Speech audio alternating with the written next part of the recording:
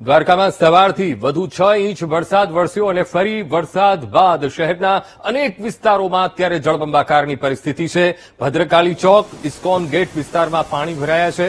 તો જણાવી દઈએ કે રબારી ગેટ વિસ્તાર, ત્યાં પણ લોકોના ઘરોમાં પાણી ઘૂસ્યા છે. તો ખંભાળિયા દ્વારકા ઓખાને જોડતો સ્ટેટ હાઈવે એ પણ બંધ કરવાની ફરજ પડી છે.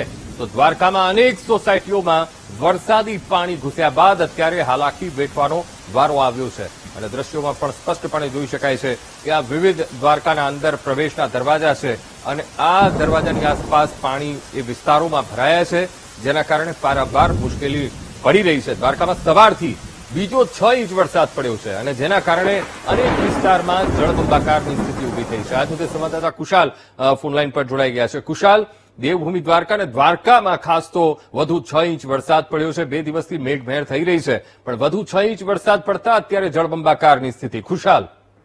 જી અંકુર, જણાવી દઉં તો દ્વારકામાં ગઈકાલે 15 ઇંચ જેટલો વરસાદ એકી સાથે પડ્યો હતો. આજે સવારથી જ વધુ 6 ઇંચ વરસાદ પડતા ફરી એકવાર જનજીવન ઠપ થયું છે. દ્વારકામાં ISKCON gate, Rabari gate, Bhadrakali ચોક જેવા અનેક વિસ્તારોમાં હોટલો, દુકાનો, બેંકો સહિતના એરિયામાં પાણી ભરાણા છે અને હાલ જનજીવન ઠપ થતા લોકોને ભારે મુશ્કેલી થઈ પડી છે. હોટલમાં રોકાયેલા લોકો છે, જે બહારગામથી આવેલા યાત્રાળુઓ છે, તેને પણ અવર જવરમાં મુશ્કેલી થઈ રહી છે. જી બિલકુલ ખુશાલ, સમગ્ર માહિતી સાથે જોડાવા બદલ આપનો આભાર.